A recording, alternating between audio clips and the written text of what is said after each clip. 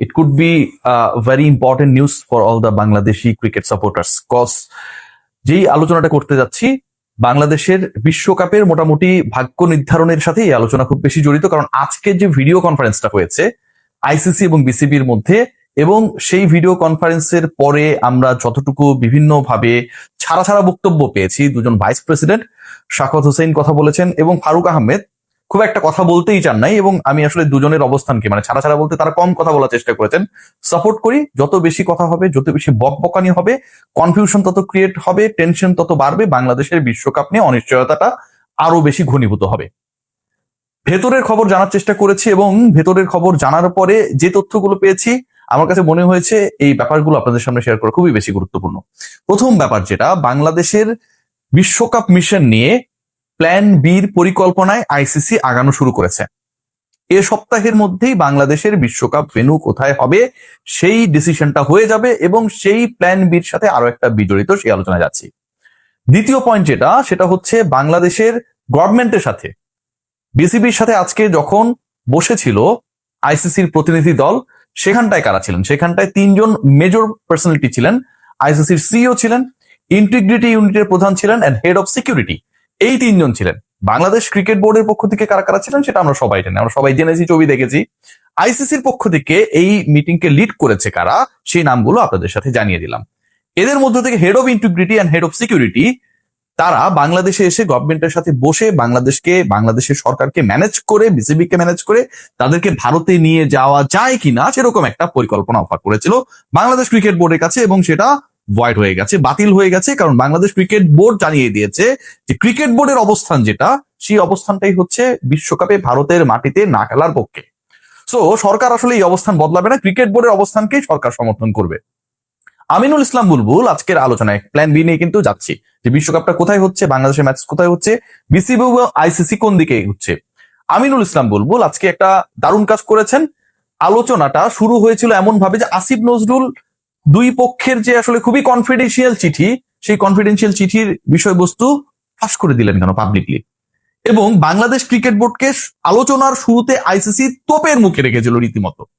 সেখান থেকে Bangladesh cricket board, বিসিবির কন্টিনজেন্ট আজকে যেখানটায় তারা বসেছিলেন এবং তারা একই সাথে আসলে ওই ডেলিগেটটাই আইসিসিকে ফেস করেছে, তারা বেরিয়ে এসেছে মানে সভা শেষে বেরিয়ে আসেনি, বরং যে অ্যাটাক হয়েছে সেই অ্যাটাককে কাউন্টার অ্যাটাক দিয়ে বাংলাদেশ ক্রিকেট বোর্ড তাদের অবস্থানটা শক্তভাবে তুলে ধরতে সমর্থ হয়েছে। যখন বলা হচ্ছিল যে এই কনফিডেন্সিয়াল চিঠি ফাঁস হলো কেন, এটা খুবই valid point. Asif Nazrul sir যেটা বলেছেন সেটা খুবই কনফিডেন্সিয়াল চিঠি, এবং সেই চিঠি দুজন ব্যক্তির মধ্যে যদি এরকম একটা মেইল বা দুই হেডের মধ্যে যদি এরকম একটা মেইল আপনি ডিসক্লোজ করে দেন, এরপর তো আইসিসি বিসিবির কাছে কোনো কিছু লিখার সাহসই পাবে না। আইসিসির কোনো দলকে, কোনো প্রতিনিধি, কোনো ছোট টিমকে যদি কোনো দায়িত্ব দেওয়া হয় regarding Bangladesh cricket board issue, তারা তো সেই কনফিডেন্সই পাবে না, কারণ যে জিনিসটা দিবে সেটা হচ্ছে মিডিয়ায় চলে যাবে। এটা খুবই বাজে কাজ হয়েছে, এবং নিশ্চয়ই ক্রীড়া উপদেষ্টাকেও সেই জিনিসটা প্রপারলি ব্রিফ করা হয়নি, যেটা বলা যাবে না, এটা আমার কাছে মনে হয়, নাহলে তিনি বলতেনও না। সো এই ইস্যুতে আইসিসি তারা আপার হ্যান্ডে ছিল, তারা ফ্রন্ট ফুটে ছিল। একটা সময় এই আলোচনাটা এসেছে, বাংলাদেশ ক্রিকেট বোর্ডকে আইসিসি বলেছে যে তোমার দেশেও তো মৌলবাদের হুমকি বিভিন্ন সময় ছিল। সিরিয়াসলি আজকের এই আলোচনায় এই ব্যাপারটা এসেছে, বাংলাদেশেও বিভিন্ন সময় মৌলবাদী আক্রান্ত করতে পারে ক্রিকেটারদেরকে, বিভিন্ন দলকে, এরকম থ্রেটস বিভিন্ন সময় ছিল। আইসিসির এই ব্যাপারগুলোতে পর্যবেক্ষণ ছিল, এবং সেই পর্যবেক্ষণকে আজকে তারা সামনে এনেছে। যখন সেটা আনা হয় তখন বাংলাদেশ ক্রিকেট বোর্ডের পক্ষ থেকে আমিনুল ইসলাম বুলবুল তিনি দুটো জিনিস বলেছেন। প্রথমেই যেটা বলেছে, আমি যতটুকু শুনতে পেরেছি, জানতে পেরেছি আমার সোর্সের মাধ্যমে, there will be no ifs and buts. কোনো এখানটায় যদি কিন্তু হিসাব নিকাশ নেই। মৌলবাদ ইস্যুতে কি ব্যাখ্যা দিল সেই ব্যাখ্যা আসছি। বাংলাদেশ ভারতে খেলতে যাবে না, that's the final decision from Bangladesh cricket board. Now discuss about the alternative country. Bangladesh বলেছে বাংলাদেশে মৌলবাদের হুমকি ছিল, বিভিন্ন সময় অনেক থ্রেট আমরা অবজার্ভ করেছি, but end of the day বাংলাদেশে কোনো দেশের ক্রিকেটার এসে খেলতে পারবে না, কোনো দেশের সমর্থক খেলা দেখতে পারবে না, এরকম কি কোনো ঘটনা ঘটেছিল? এরকম কোন ধরনের থ্রেটস এর কথা ছিল? ডেফিনেটলি না। যখন এই জিনিসটা নাল এন্ড হোয়াইট হয়ে যায় যে ওই মৌলবাদ এই মৌলবাদ এক না, বাংলাদেশে ক্রিকেট খেলতে এসে কোনো ক্রিকেটারকে শুধুমাত্র ধর্মের কারণে, জাতীয়তার কারণে তার দেশে ব্যাক করে দেওয়া হলো, মুস্তাফিজের ক্ষেত্রে যেটা হয়েছে, এরকম ঘটনা যখন ঘটে না, ঠিক তখন এই ব্যাপারটাকে আসলে ওই মৌলবাদ, ওই এক্সট্রিমিজমের সাথে, উগ্রবাদের সাথে বাংলাদেশে বিভিন্ন সময় যে থ্রেটস গুলো ছিল বা এখনো থাকতে পারে, সেটাকে মেলানোর সুযোগ নেই, বিসিবি আপার হ্যান্ডে চলে যায়। What is the plan B? Plan বিটা কি? প্ল্যান বি নিয়ে যেটা আলোচনা হচ্ছে, সেই আলোচনাটা আমি যতটুকু জানতে পেরেছি যে আইসিসি এবং বিসিবি রাইট নাও তারা decided to find out the alternative venue for Bangladesh. ICC দুটা জিনিস বলেছে, একটা রিকোয়েস্ট করেছে বিসিবি কে যে ঠিক আছে আসো, সবকিছু আমরা করে দেবো, you play your games in India. Number two, let us come to visit Bangladesh with your high officials and we could try to convince them. এটা ছিল আইসিসির পক্ষ থেকে প্ল্যান বি, মানে তাদের পক্ষ থেকে। সেটাকেও আমি যেটা বললাম যে বাতিল করে দেওয়া হয়েছে। এখন দুপক্ষ মিলে they are about to make the alternative decision, এবং সেই ডিসিশনটা যেখানটায় বলা হয়েছে there will be no ifs and buts. বাংলাদেশের ভেন্যু হিসেবে নতুন কান্ট্রি কোথায় হইতে পারে? শ্রীলঙ্কাই তো আলটিমেট চয়েস। তো সেখানটায় হতে পারে কিনা, অন্য কোনো ভাবে এটাকে অ্যাকোমোডেট করা যায় কিনা, সেই আলোচনায় আইসিসি এখন সায় দিয়েছে। আমি আজকে একটা কন্টেন্ট করেছিলাম, অনেকে কনভিন্স হয়েছেন, অনেকে হন নাই, দিয়ে বাংলাদেশের পরিকল্পনায় রয়েছে, বাংলাদেশকে নিয়ে আইসিসির পরিকল্পনায় রয়েছে যে গ্রুপের ইন্টারচেঞ্জের মাধ্যমে এই সমস্যার সমাধান করা যায় কিনা। এই মুহূর্তে এটাই হচ্ছে সবচেয়ে লেজিট এবং অ্যাপ্রোপ্রিয়েট সলিউশন হতে পারে। কেন হতে পারে? আপনি যদি বাংলাদেশের গ্রুপ চেঞ্জ করে দেন, বাংলাদেশকে বি গ্রুপের কোন একটা দলের সাথে ইন্টারচেঞ্জ করে সেই বি গ্রুপের দলকে বাংলাদেশের গ্রুপের মানে সি গ্রুপে যদি আপনি হচ্ছে এখানটায় দেন, তাহলে এখানটার একটা সমাধান হওয়া সম্ভব।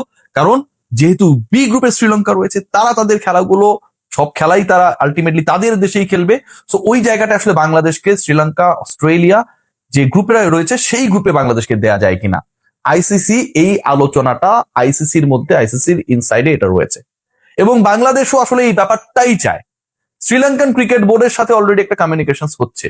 আজকে যে মিটিংটা হয়েছে সেই মিটিং এ যারা ছিলেন এবং যারা এই প্রপার ব্যাপারগুলো নিয়ে ডিল করছেন, CEO, head of integrity, head of security এবং মিস্টার গৌরব, খুবই পাওয়ারফুল একজন মিস্টার গৌরব, তিনিও ইন্টারেস্টেড বলে আমি আমার সোর্স থেকে জানতে পেরেছি। এটা ওই মিটিং এর সোর্স না, বাইরের থেকে, যে বাংলাদেশের এই সমস্যার সমাধানটা ভেন্যু আলটিমেটলি চেঞ্জ করা শুধু না, গ্রুপটাকেই যদি চেঞ্জ করে দেওয়া যায় সেভাবেই সম্ভব কি না।